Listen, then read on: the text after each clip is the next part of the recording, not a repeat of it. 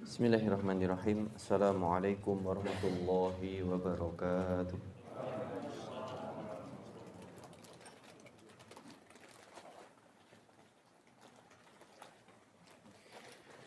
Innal hamdalillah nahmaduhu wa nasta'inuhu wa nastaghfiruh wa na'udzu bihi min syururi anfusina wa min sayyiati a'malina. Fa innahu may yahdihillahu fala mudhillalah wa may yudlil fala hadiyalah. Nasyhadu an la ilaha illallah wa nasyhadu anna Muhammadan abduhu wa rasuluh. Allahumma fasholli wa sallim wa barik ala Muhammad wa ala alihi wa ashabihi ajma'in. Faqala Allah Ta'ala fil Qur'anil Karim, a'udzu billahi minasy syaithanir rajim. Faqultu astaghfiru rabbakum innahu kana ghaffara yursilis samaa'a 'alaikum midrara wa yumdidkum bi amwalin wa banin wa yaj'al lakum jannatin wa yaj'al lakum anhara. Wa qala Rasulullah sallallahu alaihi wasallam, ittaqillaha haitsu ma kunta wa atbi'is sayyi'atal hasanata tamhuha wa khaliqin nasa bi khuluqin hasanin aw kama qala sallallahu alaihi wasallam. Allahumma la sahla illa ma ja'altahu sahla wa anta taj'alul hazana in syi'ta sahla. Allahumma inna nas'aluka nafsan mutmainnatan tu'minu bi liqa'ik wa tarda bi qada'ik wa taqna'u bi ataika ya arhamar rahimin.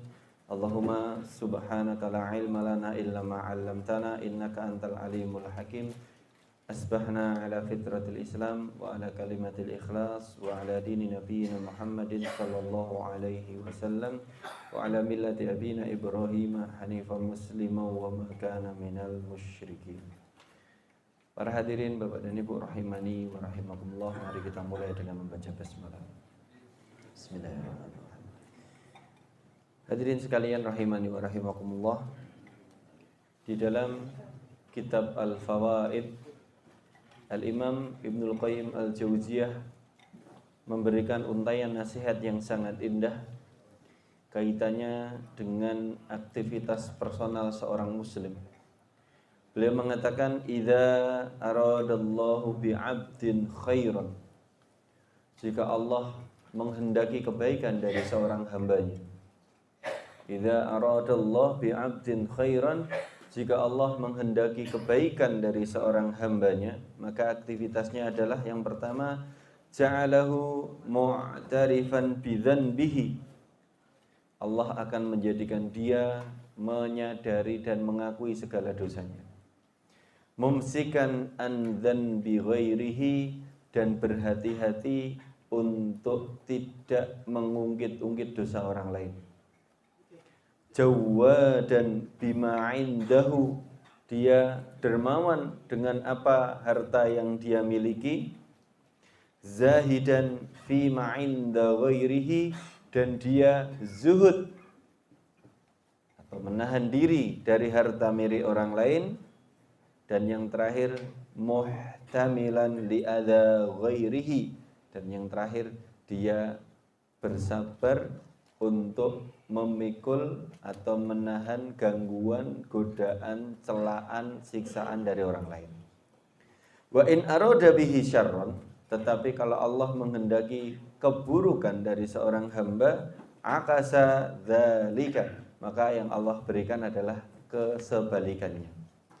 Bapak dan Ibu rahimani wa rahimakumullah, hari ini kula panjenengan hidup di era yang serba terbuka. Kita hidup di era yang arus informasi begitu deras datang bertubi-tubi. Bahkan hari ini kadang sampai pada titik kita tidak tahu mana yang fakta, mana yang bohong. Tetapi yang lebih besar dari itu semua, Bapak dan Ibu para rawuh rahimani wa rahimakumullah, justru fitnahnya adalah era keterbukaan dengan HP ini. Membuat kita lupa batas antara diri kita dan dosa kita. Artinya membuat kita lupa batasan apakah perbuatan itu harus kita tutup atau harus kita expose.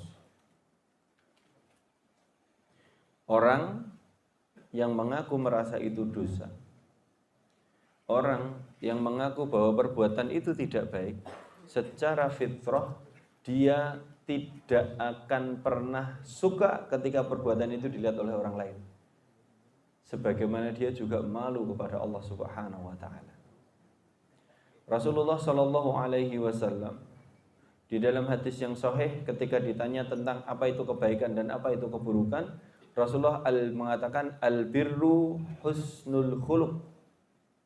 Kebaikan itu tercermin kepada seluruh akhlak yang baik, apapun macamnya. Al-birru husnul khuluq.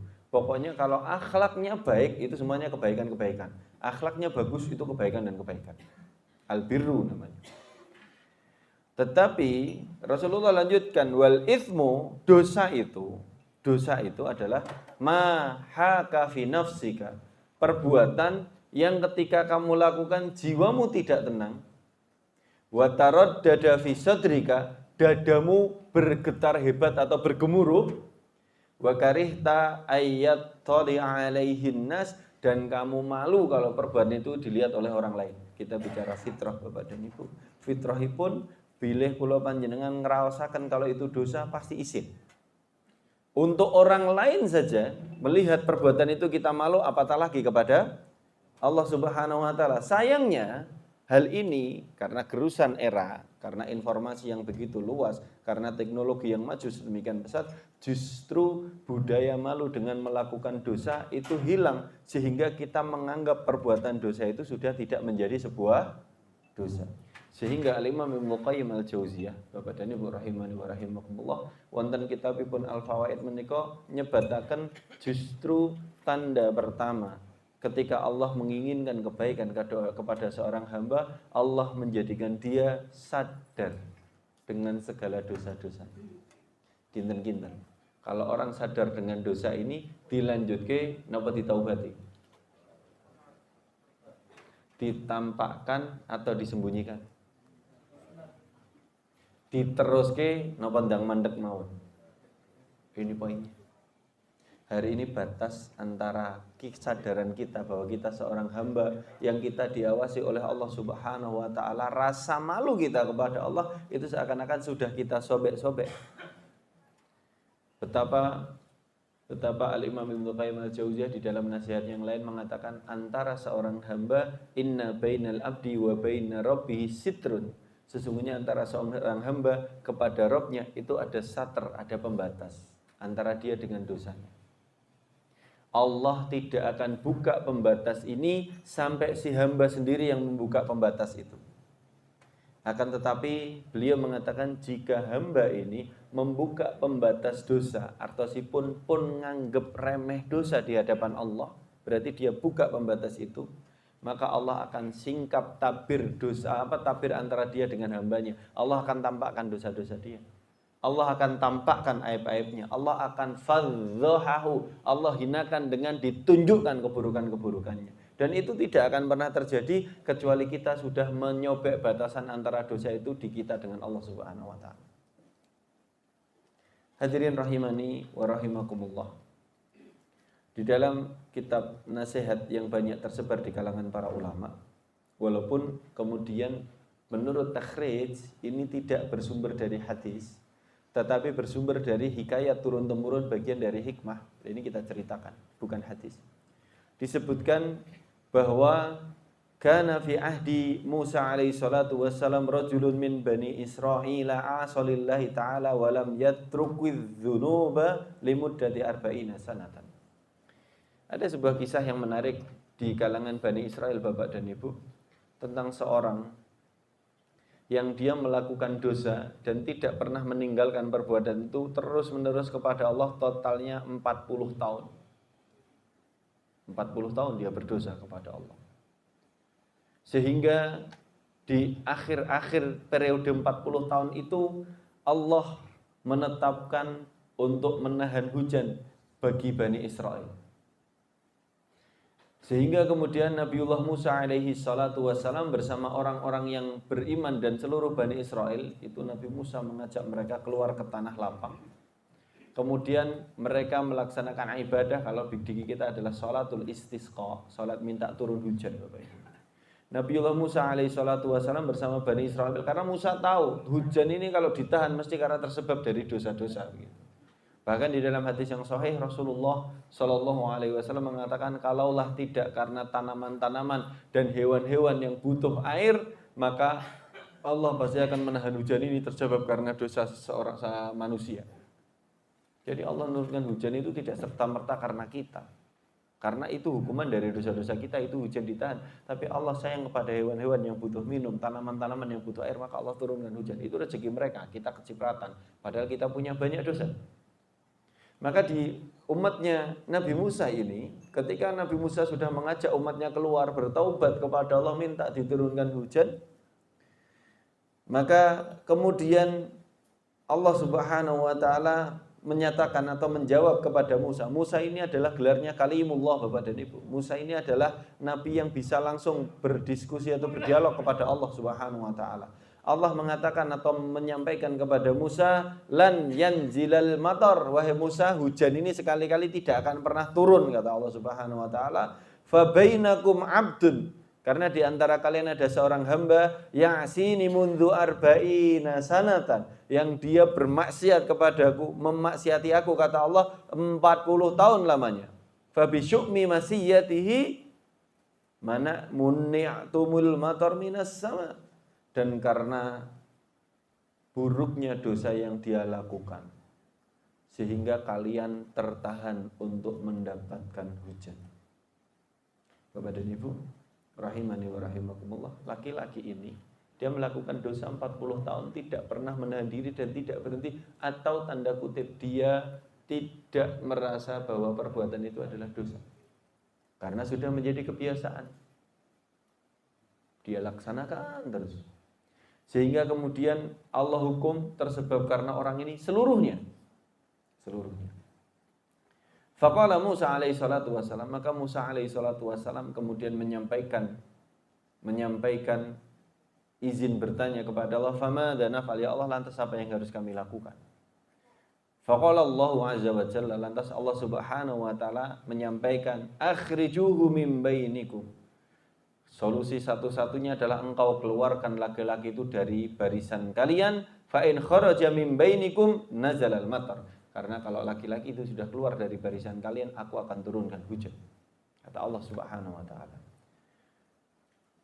Fada'a Musa, maka kemudian ketika mendapat wahyu ini, Musa alaihi salatu wassalam kemudian menghadap kepada Bani Israel.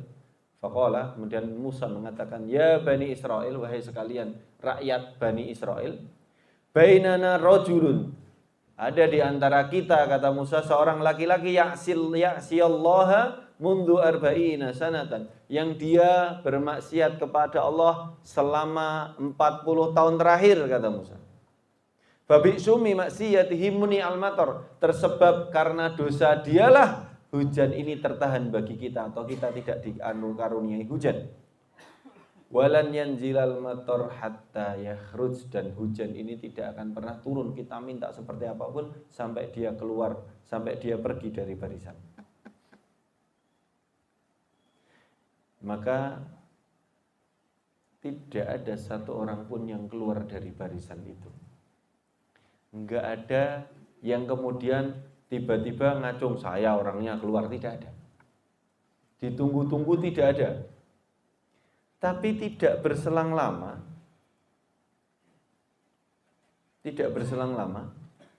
datang mendung yang berarak-arak. Ini sudah ditunggu. Maka sejatinya si laki-laki ini yang dia melakukan dosa selama 40 tahun sadar betul ketika disampaikan oleh Musa bahwa hujan tertahan tersebab karena dosa dan kemaksiatan yang selama 40 tahun. Maka kemudian dia di dalam hatinya mengatakan, ya Rob. Dia baru sadar betul dan dia tahu konsekuensinya kalau dia keluar bagaimana. Maka dia mengatakan, ya Rob, ya Allah, anal yaum idza kharajtu min bainin nas fudzihtu. Ya Allah, jika hari ini aku keluar dari barisan ini, pergi dari barisan ini, maka mereka akan tahu bahwa akulah pelaku dosa itu selama 40 tahun. Wa in baqaitu sanamut. Tapi kalau aku tetap berdiri di tempat ini ya Allah, aku tahu bahwa kami semua akan mati. Gimana Pak? Di tempat atau keluar? Dia sadar pada titik itu, dia sadar ya Allah, aku yang melakukan dosa itu, kata dia. Kalau aku keluar, aku malu ya Allah. Tapi kalau aku bertahan di sini, mati kami semua, nggak dapat hujan. Maka kemudian dia mengatakan, ya Rabb, ya Allah, laisa amami illa an atuba ilaik. Maka di hadapanku tidak ada solusi lain kecuali kemudian aku bertaubat kepadamu ya Allah, wa astaghfiruka, dan aku beristighfar mohon ampun kepadamu ya Allah. Faghfirli wasturli. Maka ya Allah, ampunilah dosa-dosaku yang 40 tahun ini dan tutupi aibku ya Allah. Tutupi aibku. Selesai orang ini mengakui dosanya dan meminta ampun kepada Allah dan mohon untuk ditutupi aib-aibnya itu, nazalal matar, hujan turun Bapak Ibu. Hujan turun. Selesai masalah? Selesai masalah? Selesai masalah bagi orang-orang, bagi Musa tidak. Maka Musa ketika hujan turun mengatakan, ya Rabb, ya Allah, nazalal matar, hujan sudah turun. Walam yakhruj ahad, tetapi belum ada di antara Bani Israil yang keluar barisan ini. Belum ada yang ngaku dosa kok udah turun hujan begitu. Menurut Musa begitu. Maka Allah Subhanahu wa taala mengatakan dengan untayan yang indah. Nazalal matar li farhati bi taubati abdi, kata Allah. Hujan itu turun karena rasa bahagiaku atas pertaubatan hamba-Ku, kata Allah Subhanahu wa taala.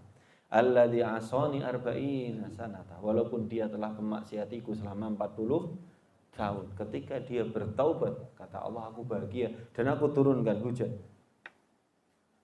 Maka Musa ini masih penasaran Bapak dan Ibu, kemudian mengatakan, ya Rabb, ya Allah, dullani alaihi li afraha bihi. Ya Allah, tunjukkan aku siapa orang itu kepadaku. Tunjukkan siapa orang itu kepadaku ya Allah, supaya aku bisa berbagi bahagia dengan dia karena aku tahu kondisinya. Apa kata Allah Subhanahu wa taala? Ya Musa, wahai Musa, ya'sini arba'ina sanatan wa asturhu. Wahai Musa, dia itu memaksiatiku 40 tahun lamanya dan aku tutup identitasnya. Aku tutupi siapa dia. Ayyauma yatubu ilayya afdhahuhu. Apakah kemudian hari ini ketika dia sudah bertaubat kepada Allah, malah aku buka aib-aibnya selama 40 tahun. Hadirin jamaah salat subuh rahimani wa rahimakumullah, Bapak dan Ibu sekalian. Betapa kemudian kita hari ini sungguh rindu, sungguh berharap ketika kita menyadari betul posisi kita adalah orang-orang yang banyak melakukan dosa. Maka menyadari dosa ini sejatinya adalah bagian dari pertaubatan kita kepada Allah. Tidak mungkin ada orang yang mau minta maaf kecuali ketika dia mengakui bahwa yang dia lakukan adalah salah. Betul atau tidak? Dia kalau nggak merasa salah pun mau dia minta maaf. Disuruh minta maaf mau atau tidak? Ayo minta maaf. Loh, aku nggak ngapa-ngapain. Kan nggak mau. Tapi ketika dia tahu dan dia sadar dan dia merasa bahwa yang dia lakukan itu salah, disuruh minta maaf, bahkan tidak disuruh pun dia sudah minta maaf, betul kan?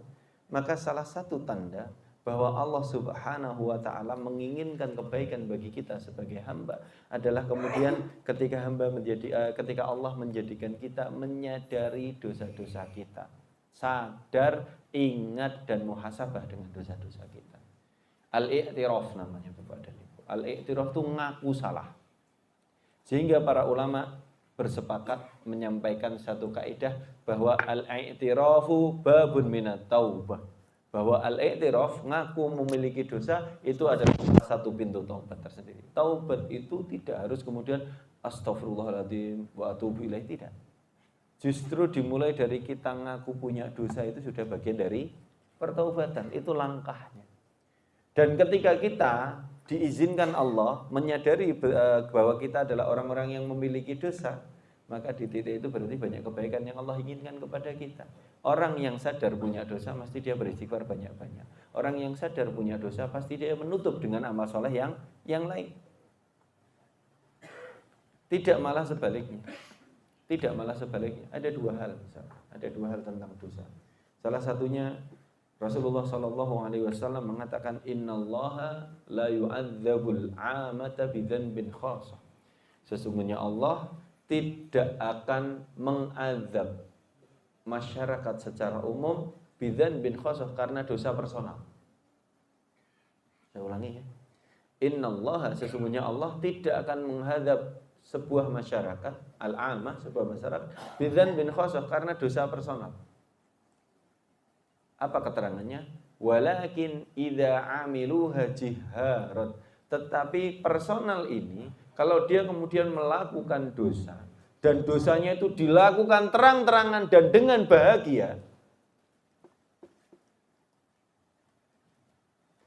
adzabal jami', maka Allah akan mengazab seluruhnya. Maknanya apa? Dia itu, kita ini masyarakat tidak akan pernah diazab Allah karena dosa personal yang dilakukan dengan sembunyi-sembunyi. Selama dia masih sembunyi-sembunyi, itu tidak akan diadab secara umum. Kalau toh diadab, kalau toh diberi siksaan dan balasan, ya dia saja karena sembunyi-sembunyi. Tapi ketika kemudian personal ini melakukan dosa dengan terang-terangan, berarti maknanya dia sudah tanda kutip menantang tata aturan Allah. Dia terlalu berani dengan tata aturan Allah, dan yang lain diam saja, tidak ada yang mengingatkan dia. Di titik itu Allah menganggap semuanya setuju dengan apa yang dia lakukan. Maka di titik itu Allah akan mengadab seluruhnya. Selama masih ada orang soleh di antara kita yang berdiri dan mengingatkan hal-hal yang tidak baik di antara masyarakat, maka bersyukur Bapak dan Ibu, dukung dia. Kenapa? Tersebab karena dia adalah penyeimbangan keadilan Allah Subhanahu wa taala. Kalau tidak, maka Allah akan hukum seluruhnya. Karena diamnya seorang mukmin atas kebatilan, atas kemaksiatan yang dilakukan terang-terangan, itu seakan-akan tanda persetujuan. Maka berarti dia meridhoi dosa itu. Hadirin rahimani wa rahimakumullah, berarti kalau dosa itu sudah dilakukan terang-terangan, maka konsekuensi yang paling ringan itu berarti tandanya dia telah menantang Allah Subhanahu wa ta'ala. Maka tanda kebaikannya justru sebaliknya. Tanda kebaikan itu adalah justru ketika kita sama-sama diberi ilham untuk menyadari bahwa kita banyak melakukan dosa dan kesalahan. Itu poin satu. Poin kedua, kata Al-Imam Ibnu Qayyim Al-Jauziyah, tanda Allah menginginkan kebaikan kepada seorang hamba, Allah jadikan hamba itu mengakui dosa-dosanya. Dan tadi saya sampaikan, selama kita tidak membuka satir atau pembatas dosa antara kita kepada Allah, artinya kita masih menganggap, walaupun kita berdosa terus, walaupun kita melakukan kemaksiatan terus, pertanyaannya misalkan, sampai kapan sih kita bertobat? Sampai kapan kita bertobat kepada Allah Subhanahu wa ta'ala? Ya sampai kemudian Allah menghendaki kita diambil nyawanya. Terus saja bertobat kepada Allah Subhanahu wa ta'ala. Tidak ada kata berhenti. Tidak ada kata berhenti. Misalkan di dalam ayat Allah Subhanahu wa ta'ala berfirman, wa in fa innahu kana lil awwabina ghafura. Sesungguhnya Allah Subhanahu wa ta'ala bagi orang-orang yang bertaubat kepadanya, al-awwab, orang yang bersegera bertaubat kepadanya, ghafura, Allah Maha Pengampun. Maka Al-Imam Sayyid bin Al-Musayyib, Imam Tabi'in, salah seorang ulamanya Tabi'in, memberikan komentar, fi rajulin yadnabu thumma yatubu thumma yadnabu thumma yatub. Ayat ini berlaku bagi seorang laki-laki yang dia berdosa, kemudian bertobat, dosa lagi, tobat lagi, dosa terus, tobat terus. Allah masih memberikan janji, fa innahu kana lil awwabina ghafur. Selama kita mau bertobat, selama itu Allah pasti akan memberikan ampunan. Dan yang harus kita catat Bapak dan Ibu rahimani wa rahimakumullah, tentang konsep dosa ini, pangapunten, ini supaya kita punya bekal untuk terus beramal soleh, supaya semangat kita tetap kita nyalakan untuk mengejar ketertinggalan dari dosa-dosa itu. Yang menarik Al-Imam Al-Fudail bin Iyad mengatakan di dalam nasihatnya, basyiril mudhnibina bi annahum intabu qubilat minhum. Kata Imam Al-Fudail bin Iyad, berikan kabar gembira bagi orang-orang yang telah melakukan dosa. Pangapunten nggih. Ini menarik. Berikan kabar gembira bagi orang-orang yang melakukan dosa dan kesalahan. Kok bisa? Iya, fa innahum intabu. Kabar gembiranya adalah jika mereka bertaubat kepada Allah Subhanahu wa taala, qubilat minhu, pasti akan diterima oleh Allah Subhanahu wa taala.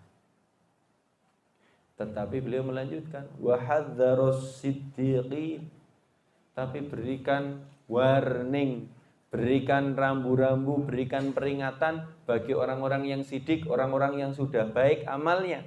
Kok bisa? Iya, karena Allah Subhanahu wa taala berfirman, in wada'tu alaihim adli, dia sudah baik, dia sudah soleh, dia sudah beramal kebaikan-kebaikan yang sangat banyak. Maka perlu dicatat, Allah itu berfirman, in wada'tu alaihim adli, kalau aku tetapkan bagi orang-orang soleh itu keadilanku, kata Allah, adzabtuhum, pasti akan aku siksa mereka. Kenapa? Karena kesolehannya, amal solehnya belum pernah bisa menyamai nikmat Allah, berarti belum sebanding dengan segala karunia-Nya Allah. Jangan pernah jumawa dan berbangga dengan amal soleh, tetapi jangan pernah putus asa walaupun kita pernah melakukan dosa. Jadi poinnya. Yang kedua, Bapak dan Ibu rahimani wa rahimakumullah, tanda Allah menginginkan kebaikan kepada seorang hamba menurut Al-Imam Ibnul Qayyim Al-Jauziyah di dalam kitab Al-Fawaid menika adalah mumsikan andan bi ghairihi. Orang kalau diinginkan kebaikan oleh Allah, Allah jadikan dia menahan diri dari dosa orang lain. Menahan diri dari dosa orang lain. Apa maknanya? Dia tidak gampang-gampang mengekspos dosa, baik dirinya maupun dosa orang lain. Kalau dia tidak senang dosanya dilihat sama orang lain, maka sejatinya orang lain juga tidak suka kalau dosanya diekspos oleh kita. Yang menjadi peringatan keras di poin kedua, bahwa ketika Allah menginginkan kebaikan kepada seorang hamba, Allah jadikan dia menyadari dosa-dosanya, dan Allah jadikan dia menahan diri dari dosa orang lain. Cukup hadis Rasulullah SAW, hadis sahih yang diriwayatkan oleh Imam Ahmad bin Hanbal. Rasulullah SAW bersabda, man aba akhahu ala aibin, barang siapa mencela orang lain atas perbuatan dosa, atas kesalahan yang pernah dia lakukan, qad taba minhu, yang bisa jadi dosa dan kesalahan sudah dia taubati kepada Allah, karena kita nggak tahu, tapi kita taunya dosanya, dan itu kemudian kita ekspos, kita jadikan bahan omongan, kita jadikan bahan ejekan. Kata Rasulullah SAW di dalam hadis ini, lam yamut, sekali-kali orang itu tidak akan pernah mati, hatta ya'malu mithlahu, sampai melakukan dosa yang sama. Dihukumnya begitu. Mengekspos dosa orang lain berarti bersiap-siap melakukan dosa yang sama.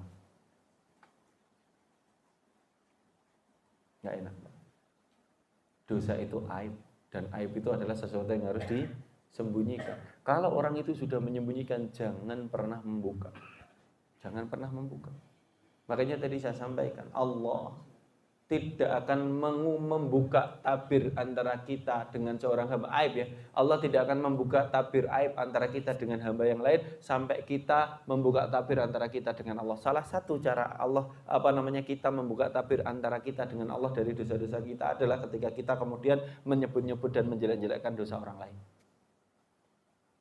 Bahkan kalau kita pakai gambaran yang paling sederhana, para rawuh Bapak dan Ibu, ketika kula panjenengan mengulik, membuka, mencari-cari aib orang lain, itu seperti kita membuka baju orang lain.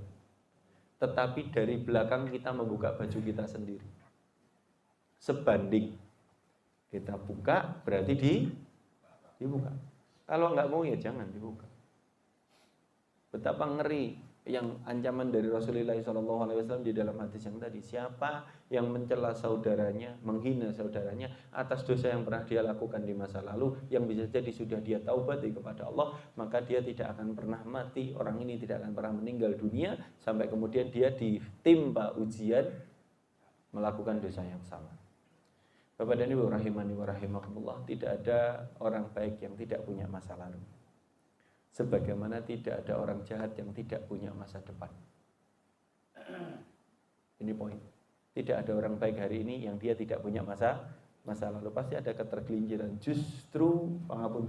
Justrulah tersebab karena dosa itu darajatul abdi, derajat seorang hamba melampaui derajat para malaikat.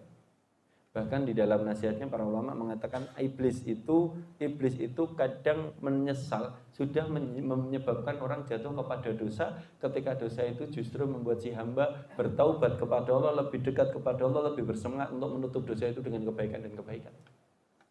Maka sudut pandang Bapak dan Ibu, kalau kita melihat dosa itu sesuatu yang muhlikat, sesuatu yang membinasakan, mengkhawatirkan bahaya kita dengan dosa itu, maka kita mukmin.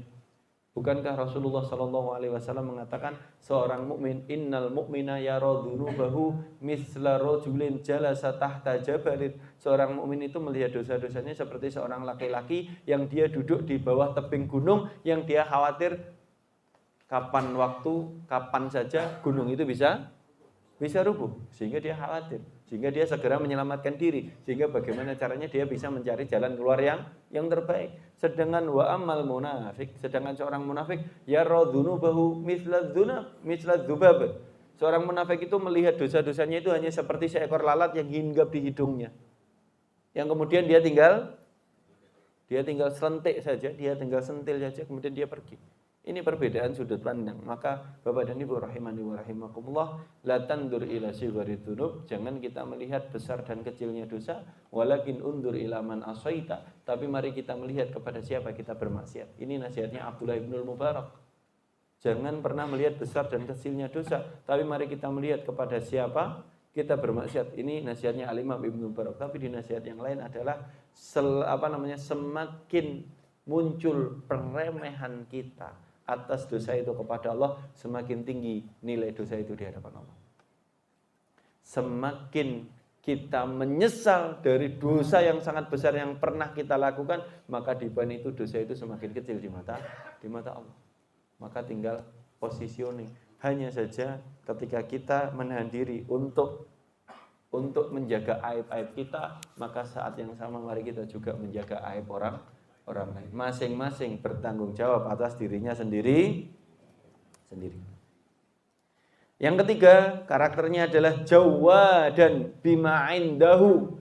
Orang kalau diinginkan kebaikan oleh Allah, yang ketiga adalah setelah dia menyadari banyak dosa, dia menahan diri dari dosa orang lain, dia akan ikuti perbuatan yang ketiga. Diikuti perbuatan yang ketiga adalah jawadan bima indahu. Dia akan menjadi orang yang paling lomo, paling dermawan dengan apa yang dia miliki. Kenapa? Ketika dia sadar dia punya banyak dosa, maka dia harus mengejar dosa-dosa itu dengan kebaikan dan kebaikan. Salah satu kebaikan adalah dia beramal soleh dengan hartanya.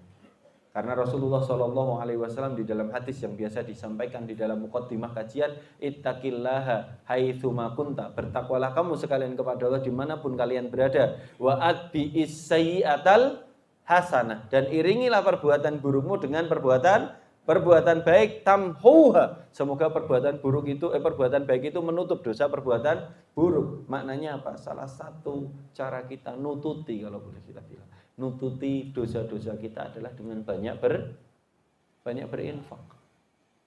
Kalau sholat, kalau beristighfar, kalau bertaubat itu personal. Tetapi memberi manfaat kepada orang lain itu lebih cepat mendatangkan ridhonya Allah.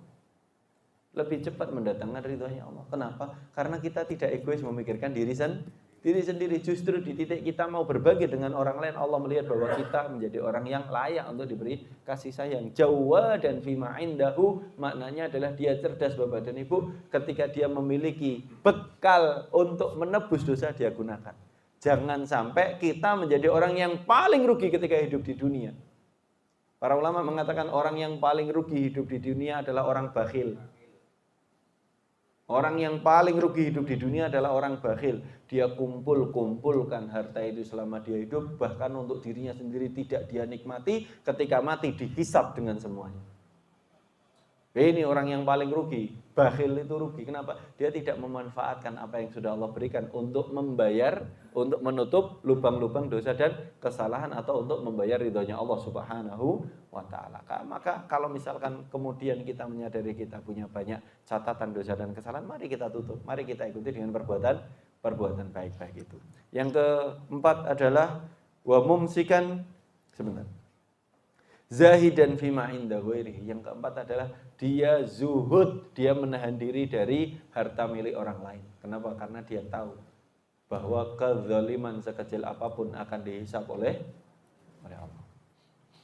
Kezaliman sekecil apapun akan dihisab oleh Allah. Kalau dia mengambil harta orang lain tanpa alasan yang dibenarkan syar'i, maka ada dua konsekuensinya. Yang pertama, ketika masih hidup di dunia, itu akan menjadi penghalang dari ibadah-ibadahnya. Doanya tidak terkabul, sholatnya tidak khusyuk itu. Tapi yang kedua, ancamannya nanti di akhirat, Rasulullah SAW mengatakan, kullu lahmin nabata min sukhtin fannaru aula bihi. Setiap daging yang tumbuh dari barang haram. Haram itu ada dua, Bapak Ibu. Haramun lidzatihi, haram yang jelas-jelas berasal dari zatnya yang haram. Daging babi, daging anjing, itu haram secara zat. Tapi ada haramun li ghairihi, haram dari sebab yang lain. Misalkan mangga, mangga itu halal atau haram? Belum tentu. Kalau manggane tanggane dipek ora izin, haram. Ini namanya haramun li ghairihi. Haram bukan karena zatnya. Zatnya halal, Pak, Bu. Tetapi cara mendapatkannya itu haram, maka dia menjadi haram. Sehingga dia menahan diri dari harta orang lain karena dia sadar kalau dia menikmati harta haram itu, maka akan menjadi jaminan neraka bagi dia di akhirat dan akan menjadi penghalang dari kekhusyuan ibadah dan ijabah doa selama di dunia. Maka orang yang diinginkan oleh Allah bagi dirinya adalah kebaikan, dia menahan diri pun sak cukup sak sing duwe sing dinduweni.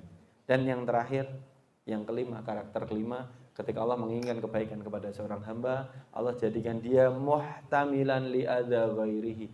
Dia mampu menahan, dia mampu bersabar atas gangguan celaan dari orang lain. Kenapa?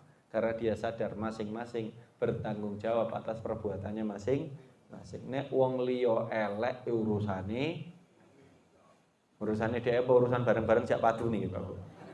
Betul.